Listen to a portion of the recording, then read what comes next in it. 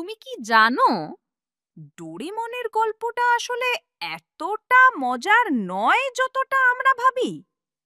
Doraemon ছিল ভবিষ্যৎ থেকে আসা এক রোবট বিড়াল যাকে পাঠানো হয়েছিল এক ছেলেকে সাহায্য করতে। নাম তার নোবিতা। বাস্তব গল্পে নোবিতা ছিল দুঃখী আর হতাশ এক বালক, জীবনে সব সময় ব্যর্থ।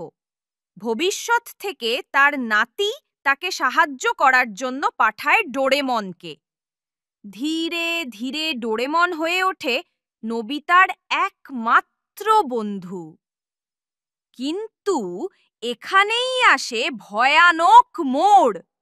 কেউ কেউ বলে নোবিতা আসলে কোমায় ছিল। ডোরেমন ছিল শুধুই তার স্বপ্নের ভিতর এক কল্পনা। যখন নোবিতা জেগে ওঠে, ডোরেমন কোথাও নেই। এক মজার গল্প শেষ হয় এক নিঃশব্দ কান্নায়।